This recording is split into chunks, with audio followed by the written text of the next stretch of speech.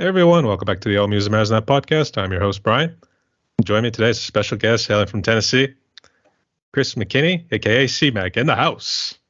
How y'all doing? How y'all doing? Not too bad. How you doing, brother? You been doing okay? Doing blessed, man. Doing great. That's good to hear. And what's it like this time of year in Tennessee? Actually, which part of Tennessee are you hailing from? I'm in West Tennessee, and right now it's getting towards that winter time. It's getting about 50, 40 degrees. No, 50 between 50 and 40 right now. Yeah, it's that time of the year, especially when you start Yeah, dressing up like a marshmallow and just start walking out there. So yeah. Take whatever comes. that's good to hear. And big shout out to Shroom T for actually putting this whole thing together because he actually sent me a video. It was actually a song, Long Winter. I guess when did you write that one? Oh yeah, cold winter. Yeah. Cold Winter, sorry. Oh, you good, man? You good? Wrote that back in 2022. Just a year or so ago. And I'm born in December, so I love that type of weather, and so something made me come up with that hook, so I just ran with it. He's got the old northern blood in him, as we would like to say. So, so this is actually going to be interesting too, because at heart I'm actually more of a metalhead too. Every now and again I like listening to a little rap here and there, Okay. even though I would say it's more for the club. We go hang out with the friends and get wasted and all that. Yeah, Yeah, man. I like all music, man. I like all genres, man. that's the title. All music matters in that. So, Yes, sir. Yes, sir. all right.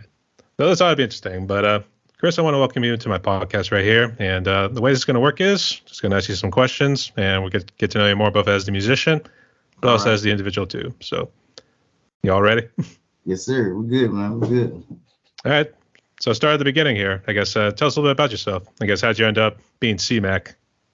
I actually started off music at a young age. Everybody say start off in church. Started there first, but my family was always into music, radio. We kept the radio playing in the house, so hearing different genres from the radio stations, and then being around parents that just listen to music all the time anyway, cleaning up, just playing music got me stuck in it. So.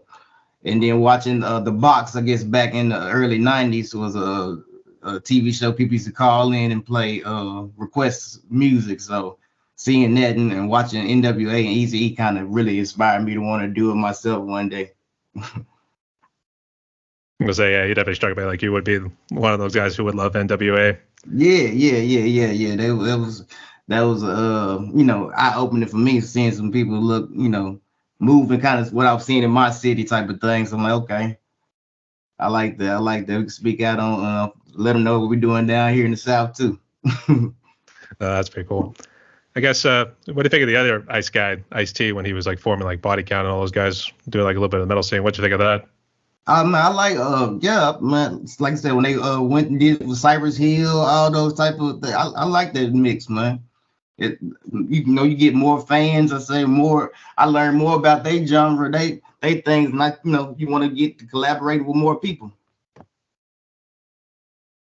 That's pretty cool. I guess have you always lived in Tennessee, or have you kind of jumped around a little bit? Now I always lived in Tennessee. I kind of I vacationed in Illinois once before, but I always lived in Tennessee. I'm Southern. You're a Southern guy. That Yeah, sounds like yeah. be like I'm Southern, y'all. That's what it's Yeah, like. I'm ready to branch out, man, do some things, but I don't know about moving there. But yeah, I'm ready to see a lot more things out here. So you're gonna see me rolling down on Broadway, down in Nashville. Man, come on now.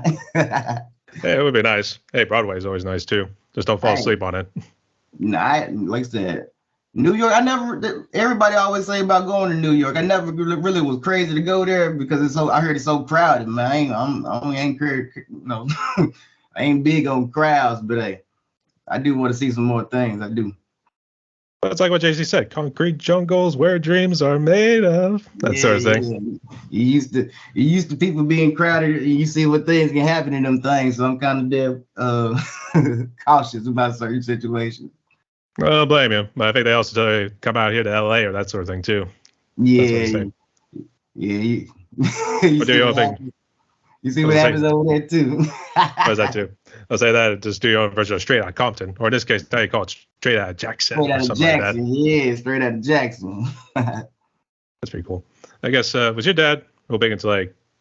I guess what sort of music were your parents really into?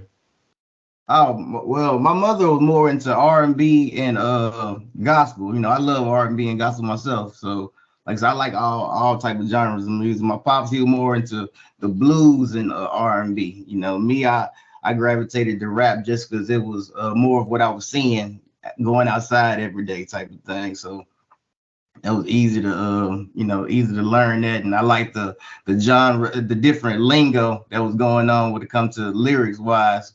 You know, I like talk that somewhat talking in code or whatever. So I like that. That's pretty cool. I guess I did mention about Shroom T earlier. I guess how'd you find out about you? Just luck of the draw one day. Oh yeah, I was checking them out based on a podcast one time and just submitted some music. And so lucky that they like my music. I didn't know what they would have thought about it. I just wanted to put it out there. Like I said, I just started music professionally like 2 years ago, and luckily the avenues and where places I went to kind of gave me the right direction, right info, and I got to this point where I'm at now, where certain people know me in the industry. I'm still real new. That was during the height of COVID, so I guess in this case was COVID kind of a blessing in disguise. It was secretly like it. I guess it made people sit down and pay attention more.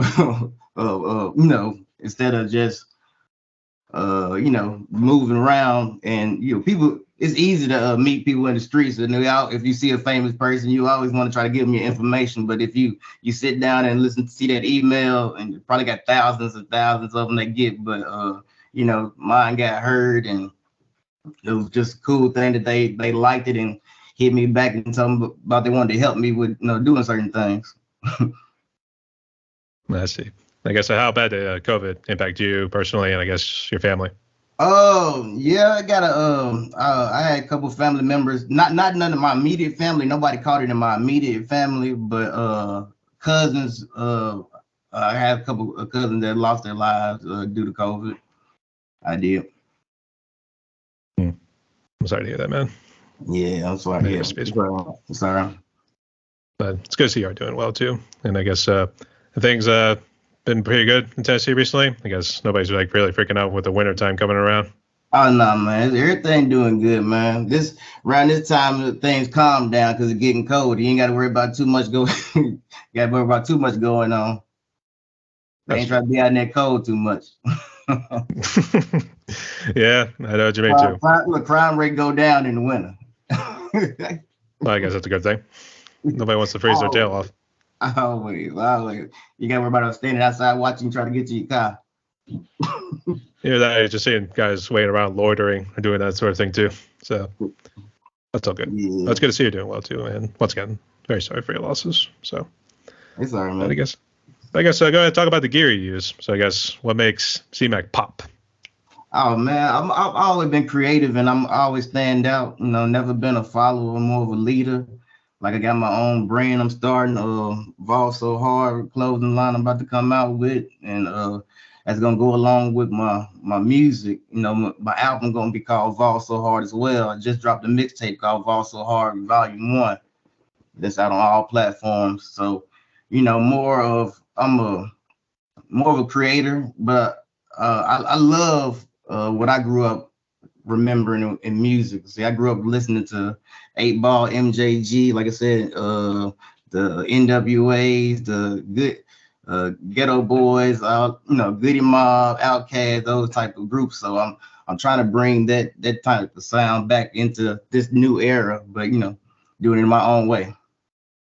I would definitely say that's definitely a good thing too, because I think people would say music is really taking a downward turn. I think especially in the R&B and rap communities, because they tell you there's a little bit of blandness, and then there's, for some reason, it just sounds the same.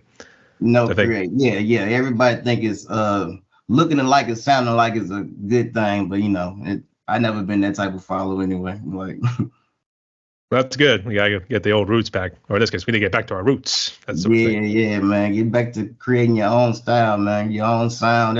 That what made music so popular. The differences in everything. You don't want to listen to 6 different 12 different people that sound almost identical with just, different pitches or whatever. So, that's basically what's going on now.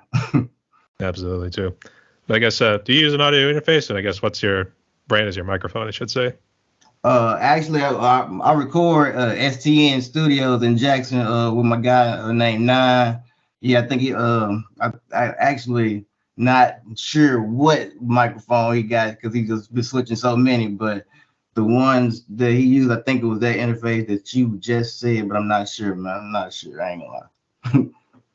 Actually, I didn't know if you were actually doing it as like a home studio too, because that seems to be the way things seem to go these days. So I wasn't sure. Yeah, no, man. Luckily, I do go record with my guy. I do more of my writing here, but go in there and take me about 15 to 20 minutes. I'm in and out of there. That's pretty good. I guess has he been doing it a while, or is he just like recently started opening? No, he's been recording probably over maybe eight or 9 years now here in Jackson. Yeah. That's pretty good. You got to support a brother too. How about those small businesses? Yeah, I got to put him out there. Absolutely. Big shout out to him, by the way. Actually, a big shout out to Smosh Hamilton. I want to make sure I always pronounce it right. I always want to say Hamilton for some reason. But he was actually a friend I actually invited on recently, and he actually does his own little shtick down there in Atlanta, Georgia. So, okay.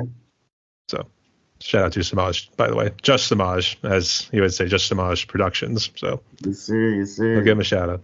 It's all good and all.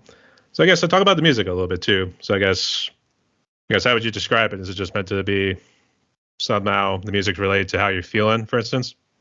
Yeah, more what I'm seeing, what I'm feeling.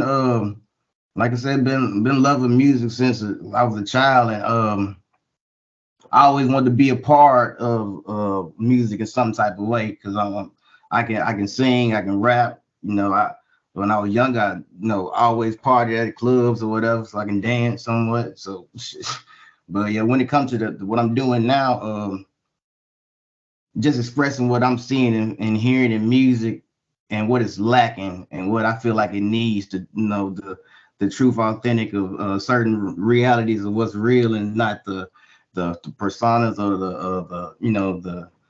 the fairy tale parts that are so easy to write into music. So I guess the lyrics kind of deal with what goes on, sort of whatever comes out of your imagination, or definitely what you speak can definitely can happen. You can manifest it easily. So the truth is easy. It's best to try to put the truth in certain things too, because a lot of times we just trying to rhyme and make melodies, not really caring what's being said. But me, I try to be careful in what I write and truthful in what I write.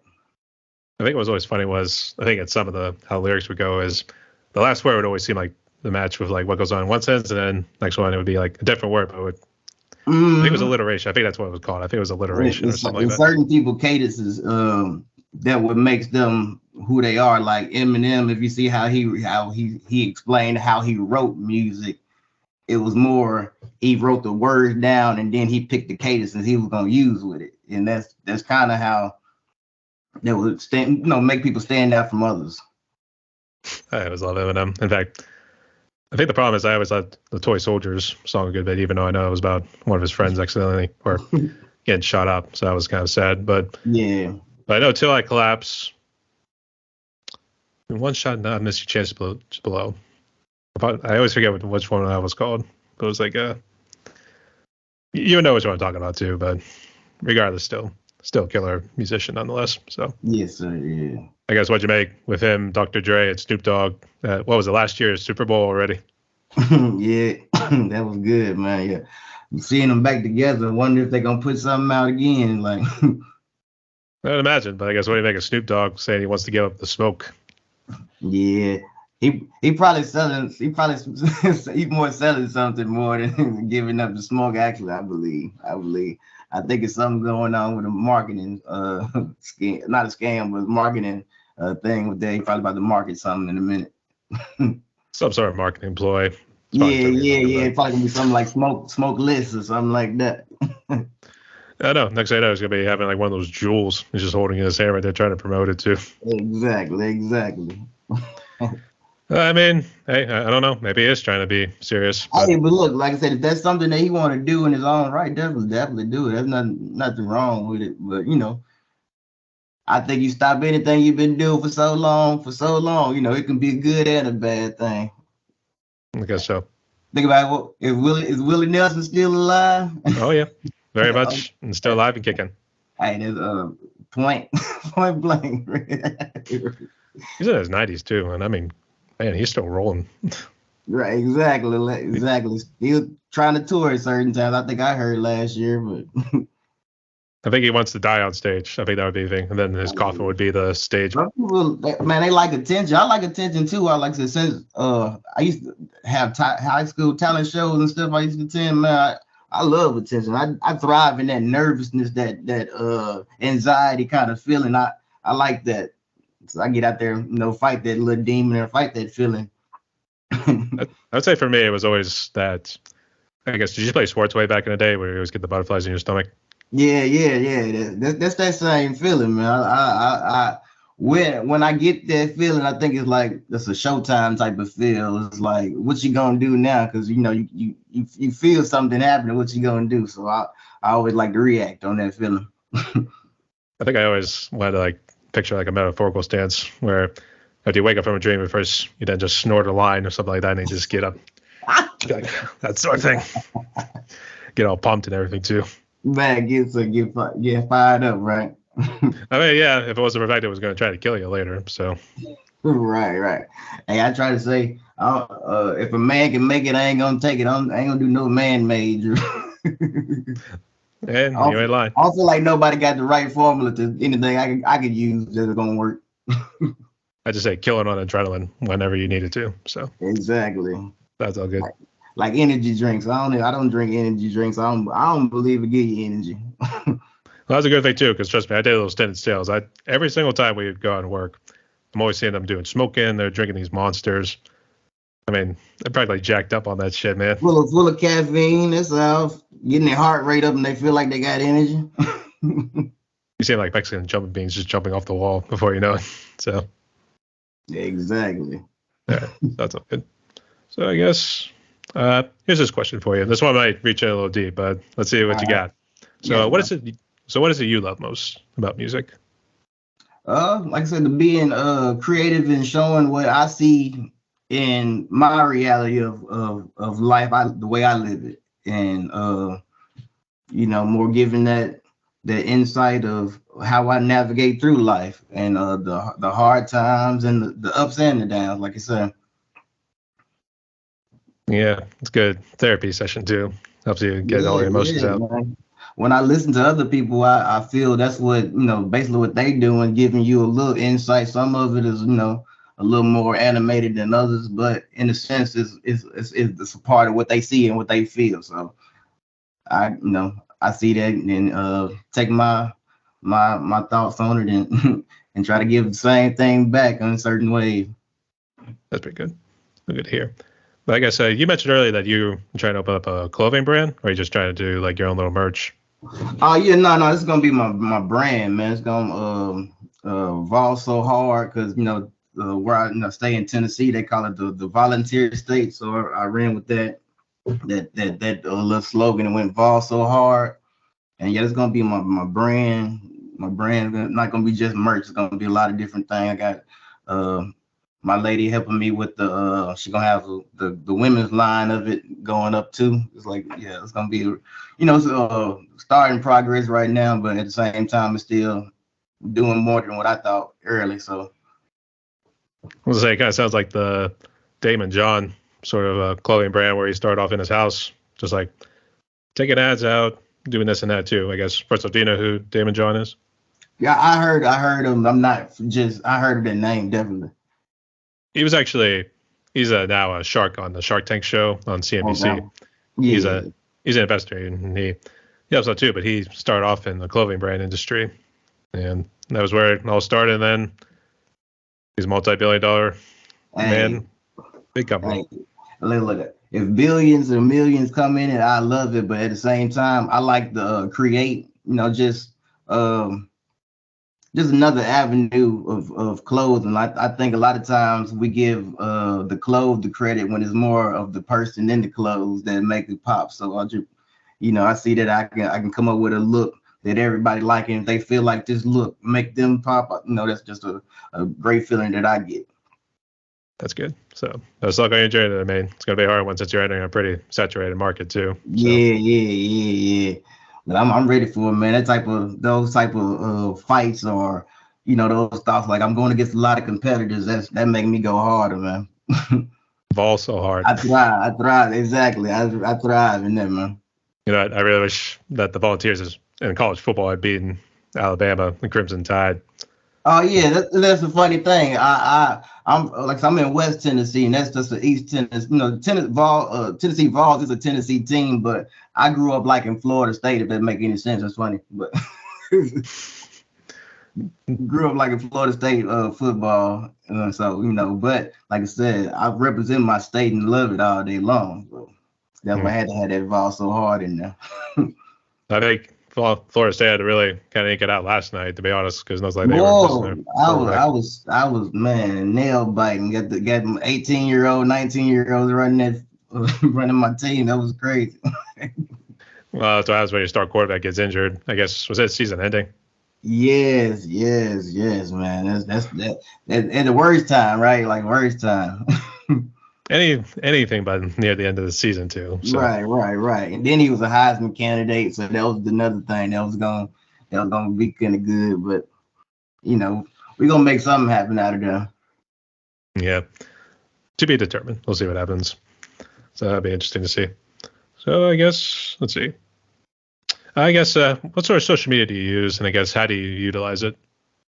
I use as many as possible. I use Facebook a lot. I use Instagram a lot. I get on Thread some of the time, try to work Thread out, and Twitter is sometimes, well, not Twitter, it was X now, it's called, whatever. Yeah, X now. So yeah, I use them all, but mostly I use Instagram, TikTok, and Facebook.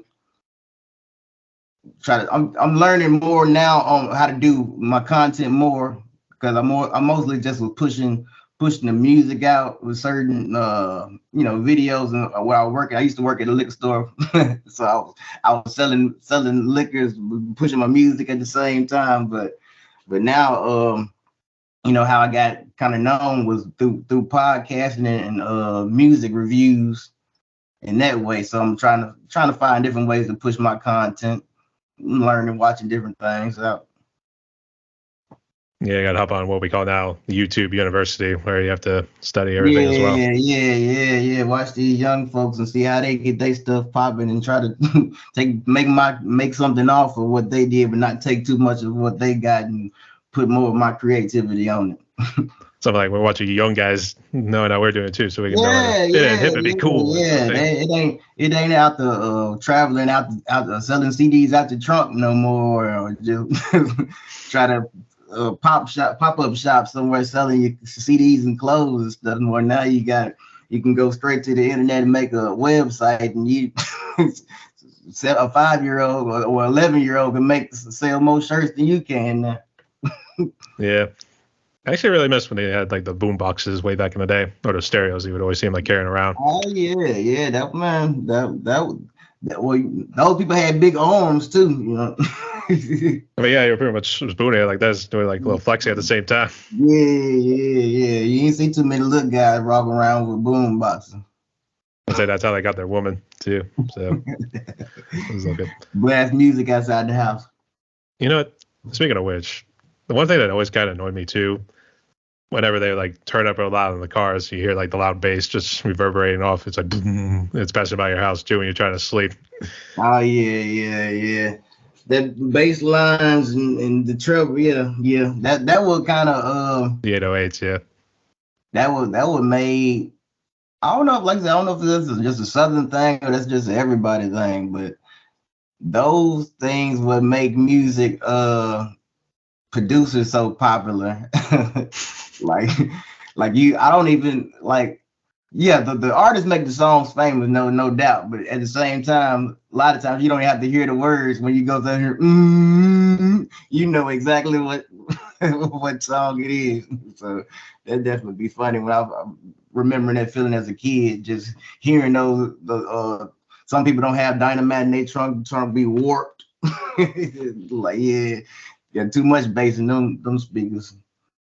I'm saying if they're able to memorize your lyrics, and you at least know they've done your homework, so that's all If good. exactly, you done did something good if they remember what you saying more than what that instrumental bringing. Now, if only they could do that in school, that'd be something else. So, Yeah, they could, but that's the hard thing to do. hmm, yeah. So I know you might have harped on this too, but I guess who do you consider has been like your biggest influence? And then if you want to list off any others, go ahead. Oh, basically, when it comes to music, I'm influenced by Lil Wayne and J. Cole and Kendrick Lamar. Those three kind of the top three. And then I like the way Rick Ross used his instrumentals or production, how he picks his sound. I like the cinematic movie like sound that he presents with music too. So, and I got a lot of influences, man. I like Fabulous and Jadakiss too. So yes, it's a lot of different things, but definitely I'm Southern, so the Southern the Outkast, 8 Ball, MJG, all the Tennessee sound.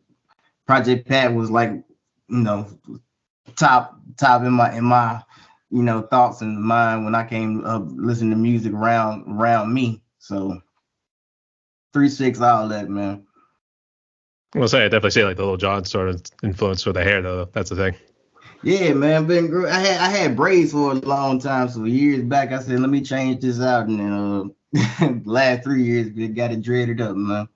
Do something different. I'll say you're like the Bob Marley back in the day. So Exactly.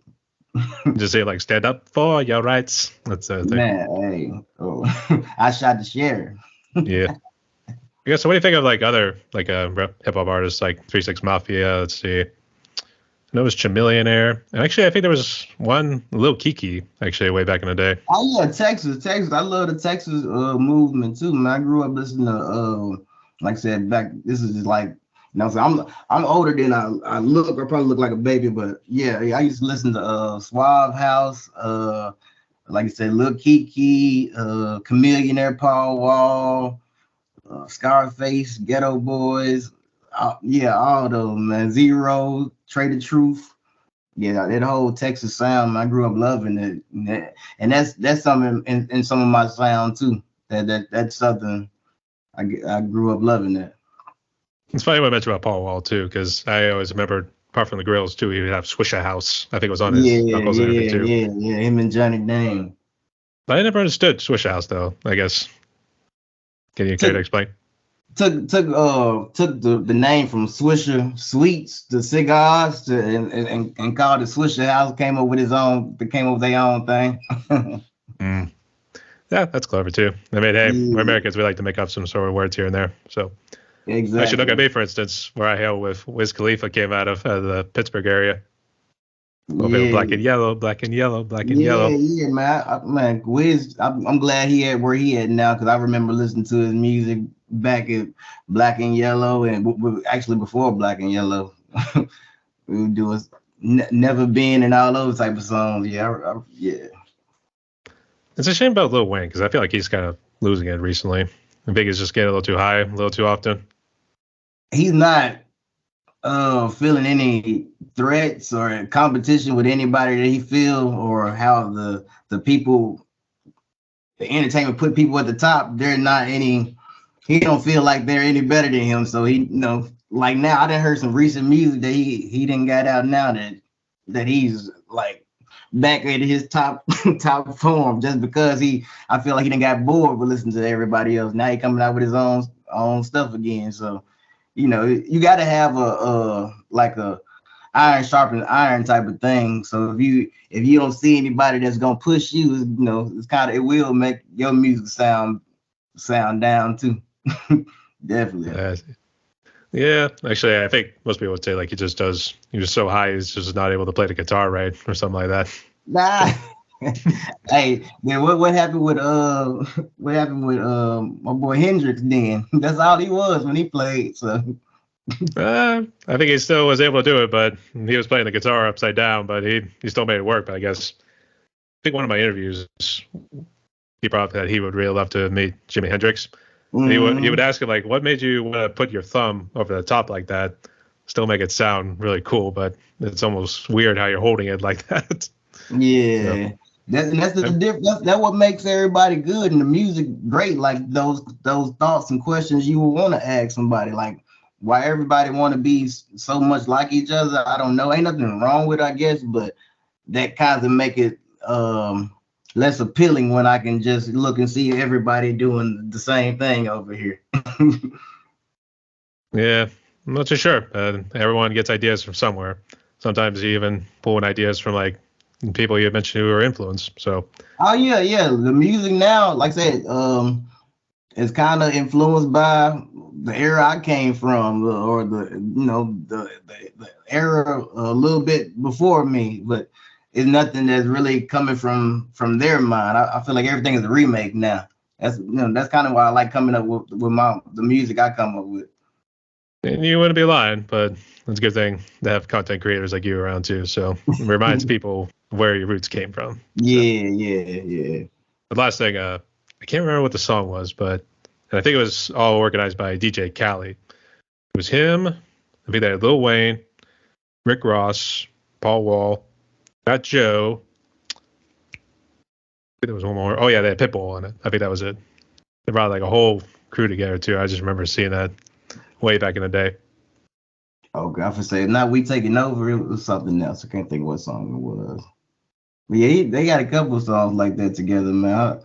Khaled, I like Khaled movement. He, like I said, he's a producer and he gets a lot of different people together to collab on one track too. That's I most of the songs you're gonna ever hear from me is solo songs. I kind of like that about myself, that I didn't use a major artist to get into mainstream radio before when I first got heard. So when my song Shooting Stars got played on Shady 4-5, that was a big thing to me, because I was like, I hear a lot of artists, their first single usually with a major artist just to kind of give them a push. So to know that I did that in a year and a half span by myself, like definitely every day, I'm happy to know that I did that. I guess if you were to get one star, I guess who would it be? Like I said, one star to be probably Lil Wayne. If it was two, I'd say Wayne or J. Cole. All right, good choices. And I think it's funny with DJ Khaled because I think every song he always starts, he's like DJ Khaled. I think he always starts with that too.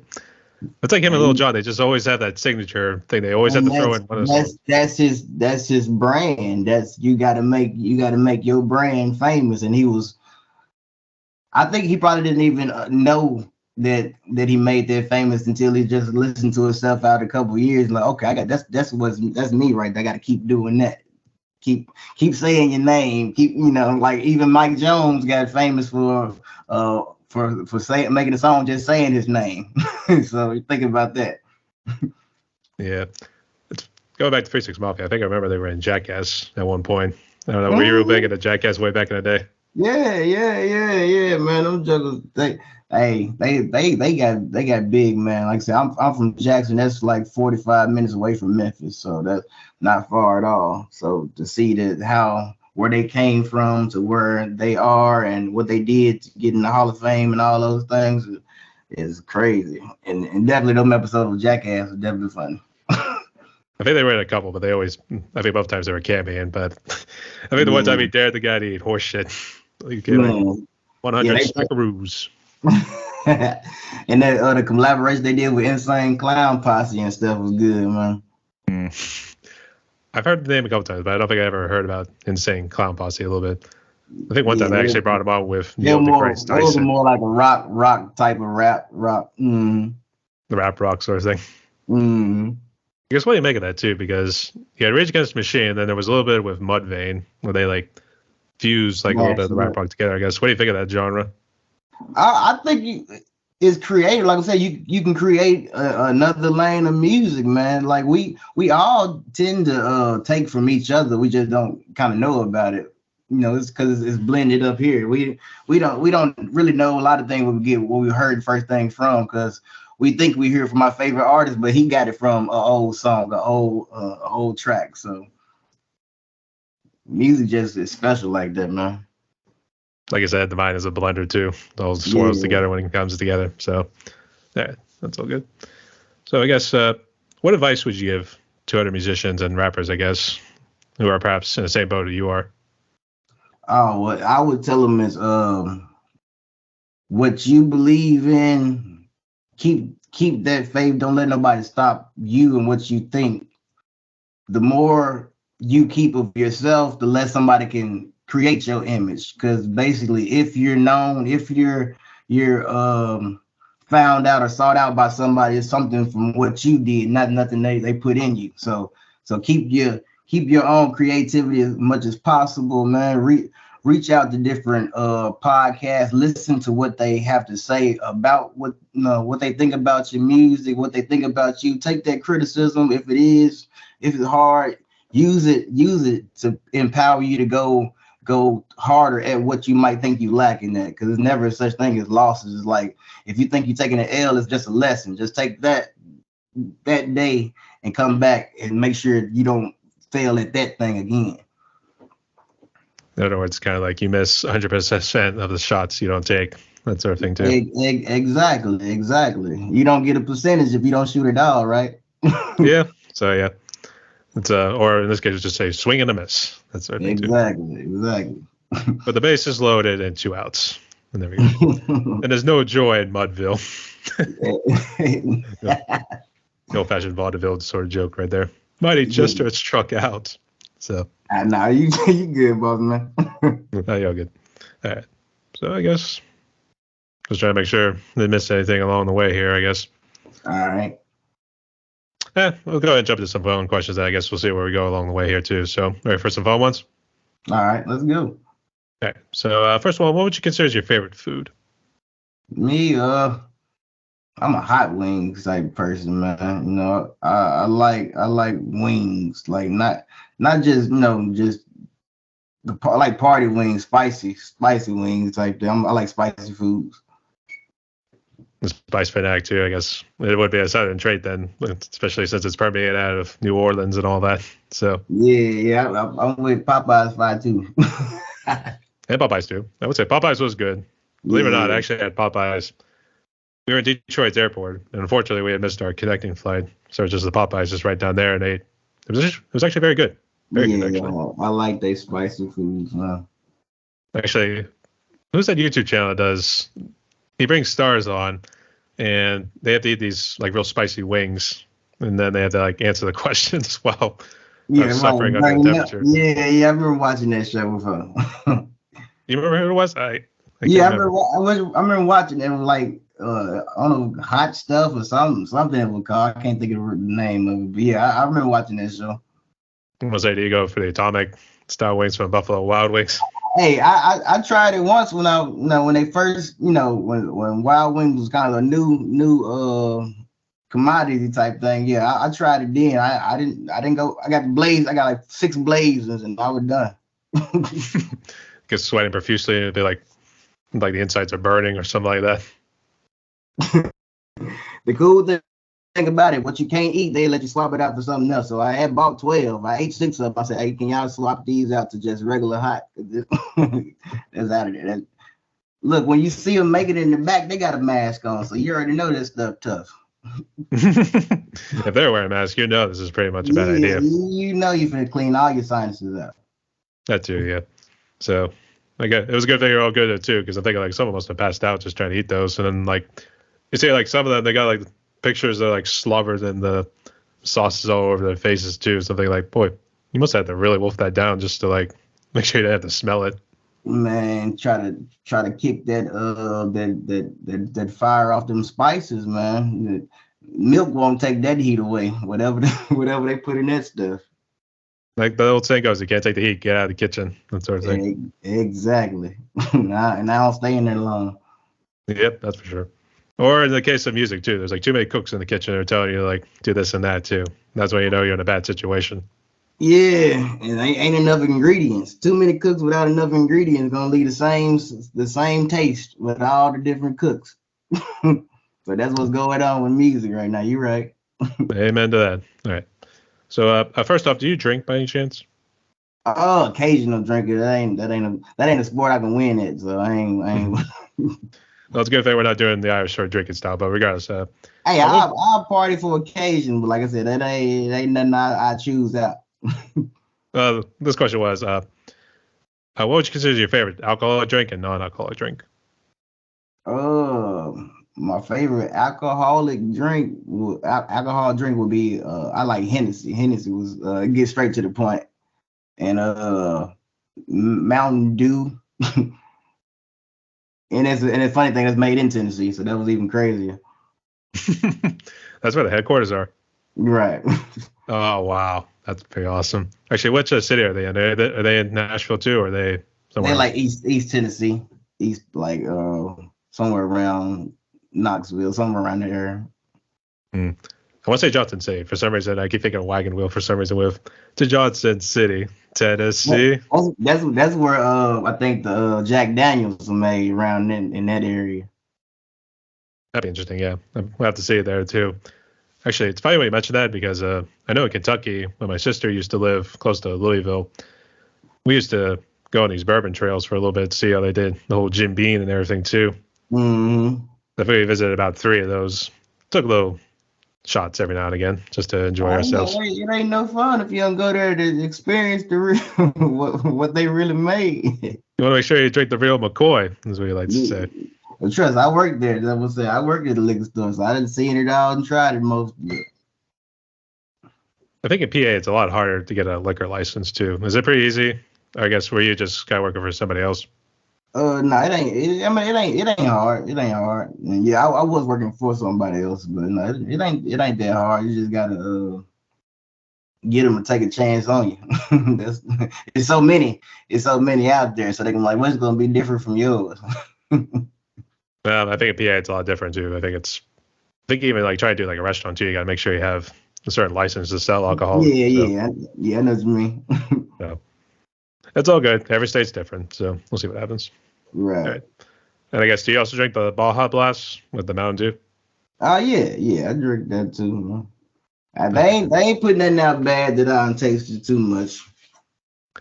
I think recently the carbonated ones. I get because I worked at a restaurant as well, and I think the last time I had drank one, it didn't come out right. So I think carbonated doesn't really work out. Yeah, you got the baking soda taste. You gotta drink it straight from the bottle. That sort of thing. Right. Yeah. All right. The next one, what would you consider as your favorite movie? My favorite movie, man. I like comedy, man. I'm crazy about comedy. Grandma's Boy, my favorite movie. You ever seen Grandma's Boy? No, I have not actually. I was trying to remember if it was like Yeah, something involving Fat Albert for some reason. it's a like. But my growing up as a kid, Three Stooges was growing up, that was my favorite thing to watch. So just think of that. Three Stooges was my favorite to watch as a kid. So Grandma's Boy is just about smoking. It's funny. It's funny that you got to look that up one day. Not to say, but comedy's really kind of lost it a little bit too. I think they had to go back to the vaudeville roots, like the Three Stooges, for instance. Yeah. I actually did remember look at that. I think it was called "You Nazi Spy," that sort of thing from the Three Stooges. They actually had it in color. That was pretty nice. And somehow I find a connection between that and today's reality too. So. Oh yeah, man. They was saying some stuff back then that you catch yourself saying now, like busting somebody's head and all that type of stuff. You'd be like, damn, that's where that's that stuff come from back then. Like I like the more with Shemp and Mo more than I guess what was the other Curly, and Curly was funny too. I like Curly, but Shemp was more, and he was the oldest, so he wasn't scared to hit Mo back. So I definitely love that one. Actually, I think Mo seemed to always torture Shemp a lot more than he did with Yeah, Curly. that real blood. But he hit it like Shempa hit him back though. That's what I laughed at. At least every now and again, yeah. So, and then actually, yeah, it is funny, especially when you find out your shows predicted what the future was going to bring around too. Yeah, exactly.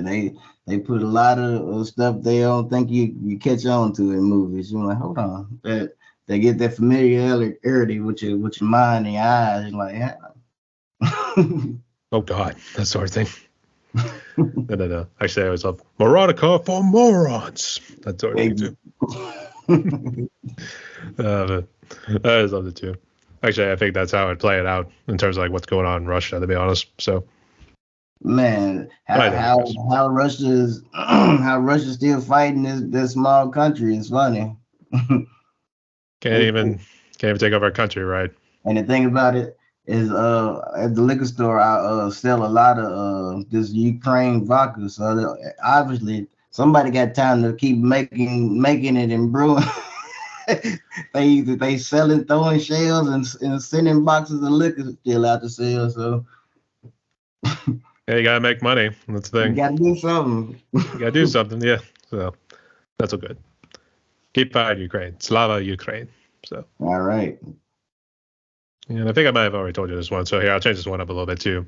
So considering how the lotteries have been recently too, normally I get up towards like $1 billion at times. If you were to win the lottery, and then it'll just say all taxes paid and everything too, what would you do with the money afterwards? Man, truthfully, I don't care about money like this. So mostly I probably been gave it all back through certain funds of food drive, clothing drive, school drives. I'm more about what you can build from it than more than keeping it. Ain't no reason to keep money, which you need it to live, but well, what am I doing with it other than just investing in it, building over time? I would like to give it back to a community type of thing, more put in my schools, clothing. Ain't no reason why you should walk around somebody asking for some food and asking for some money and stuff. So I got that mindset. Well, they print money every day, but we supposed to be in debt from it. So I don't be understanding that part. So I would try to do what I can see around me, try to fix the from around me and branch out from that. Yeah, good man too. And always make sure that you at least got a little bit for yourself, so that way you got something to fall back Yeah, on. I mean, yeah, whatever to keep people from debt collectors or whatever calling me, whatever. They still find ways to call you though. I don't think that'll never go away. I think they go to the cemeteries and bother the tombstones sometimes about stuff, but I would just try to less things to make people confrontational. Knock those things out like home, food, education, those type of things. Get those things took care of, man. I would say, unfortunately, if you're dead though, I think they'll just do a forgery afterwards, just to at least get your signature. Oh yeah, it's funny how if they can't go into digital currency because that means the debts and stuff they got with the paper currency go void. So that's why things ain't changed yet, and when it comes to that. I'd say I really don't understand cryptocurrency, but you people do what you want. I'm not getting involved with it. I don't understand it either. But like I said, if they want to take away them student loans that I got, they perfect. They go ahead. That'd be nice. I'd say that's at least one thing that'd be nice. So exactly. Yeah. And for the last of fun questions, what would you consider as your favorite song? Would it come to my music or just any music at all? Let's change it up, I guess. Which one do you love the most from your own music, and then which one from like any other artist that you listen to? I like Shooting Stars the most. Just the mindset of what I wrote it is, meaning a lot of stars, a lot of people be famous, but fame only lasts so long, and I'd rather be somebody that was known as creative in everything he did, not just one lane. So if somebody come good at this lane, I will be forgotten again. You would know me as a all around great person, a great individual altogether more than just one thing. So that's kind of how I wrote that song, and came at that title and the chorus. So that song is my favorite. And actually, I'm like to go back to the childhood. I like Caravan of Love. That's one of my favorite songs. It's funny. It's one of my favorite songs. Who's that from? Isley Brothers. Isley Brothers. Yeah, it's funny. Yeah. You know, and I've actually revisited a couple childhood songs every now and again too, because I was actually a little bit of a mixed bag in the beginning too, because there's a little bit between classic rock and then some of the, at the time, modern music too, with Vertical Horizon, and then classic rock was Van Halen. Mm-hmm. Actually, believe it or not, my dad got me into Metallica of all things, so I had a little bit of the metal side already in me. So, right. And I always forget there was always a total of 6, but Bruce Springsteen was actually another one too. So, yeah. So I'm gonna leave it at those four. So I got your top radio stations gonna play all those genres. So we as a kid I caught all those all those genres, and it was a little bit out of everything that made me create the sound that I like. Yeah, absolutely too. Back when they had the CDs and everything too, you put it in your little CD player and then just jam it too. You remember? We had a store used to be Camelot, where you go and you could actually listen to the whole CD before you bought the CD. That's how, like, they wanted you to hear that music so bad that they gave it out before you even really bought it. So I missed those times. That's real brave to do, because you try that in this era, they'll never buy your stuff. So nowadays the streaming's got to take it over too, and kind of also made Blockbuster go out of business. Yeah. Exactly. So yeah, I actually never heard of Camelot, so unfortunately, no, I don't think they ever did something like that. It's out of business too. It went out of business too. It did. I was gonna say I don't think it ever came up to Pennsylvania. It might have just stuck in around there, but obviously streaming and everything else. It eventually went out of business too. I actually think there is one more Blockbuster. I think it's in Oregon. I think it's the very last one too. Oregon, Hawaii, somewhere. Probably in Hawaii now, but Oregon. I think you're right. Something like that too, but somehow you still hang on. So we'll see what happens too. Every landscape changes a little bit too. So they just want to get out the house, man. Do something different. Get the house. Go buy a DVD. And be like, "What is a DVD?" Or that's their thing. What is that? That was what South Park was actually kind of ripping on too, or doing a satire. They bought the Blockbuster. It kind of infused with or infused The Shining. With the okay, yeah. So it's kind of doing that. But yeah, South Park always comes with something creative. Yeah. Do they got anybody playing Chef on there anymore? Or they just took his character off? I think they took. The guy who played Chef. Yeah, I think he's done. Cause, I know he passed. I just wondered, did they have anybody else playing that character or something? No, I don't think they ever did, because I think the guy who originally played him, he got involved with Scientology. Yeah. And then, of course, the guys poke fun at him. I think they even graffitied on a sign outside of Scientology about this and that. I think it also took offense when they also ripped on Scientology as well. And then the whole thing with Tom Cruise goes in the closet, just kind of hides and that sort of thing. Yeah, you go make another Mission Impossible. Yeah, there was that too. And then no, they never did. I think all they did was like stop after they did a parody of Chef kind of rise up like he's Darth Vader after getting mauled and everything. So, and that was it. I don't think they ever brought him back, because I think people then wanted to like have a different voice actor. Yeah, nobody else voice acted that one. So tragic, but it is what it is. Yeah, rest in peace. Yeah. So, C-Mac, we're near the end of my podcast right here. We're down to one more question, but I guess, did you have any questions for me or any final words you want to say before we jump into it? Really? No, man. I was just going to say I checked out some of your interviews and podcasts, and I'm going to tell you that I like what you're doing. Continue what you're doing, uplifting, reaching out to new artists in all different genres and ways, man, because what you're doing is helping yourself and us network and branch out, and maybe make it our own thing where we can make it big and use it as a career move. That's good to hear. And stop, you make me blush. That sort of thing. Right. But thank you so much, man. It's good to actually do this too, because I guess, are you pretty introverted as well, or do you say you're kind of a mixed bag? Yeah, mixed, man. I try to learn some new stuff every time I get a chance to, if I can, man. I would say I was pretty introverted as well, especially. I think I mentioned it earlier. I was in a brief stint in sales, and that didn't really work out. If this mean anything, I'm left-handed, so I really kind of do man, just different mind. I come up with creating my own stuff, man. That's good though. All right, but for the last question right here, and you probably harped on this too, but I always like to ask this too. But what sort of message of hope could you give to musicians and people out there as we try to move forward in the post-COVID world?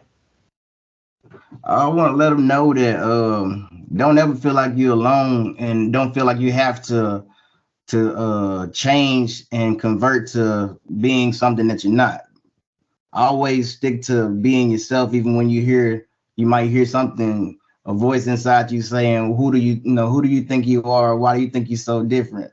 Just know that you're different, and push that different sound, that different move, that different energy out here, because we all need something different from what we seeing every day, because a lot of situations happen because we're all trying to chase the same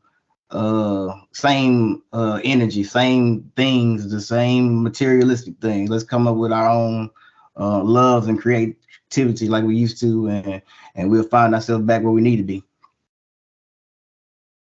Spoken like a true prodigy. All right, so Chris, I want to thank you so much for coming on my podcast right here. I guess, do you have any goals and plans for this year? And I guess, how can people reach you on social media?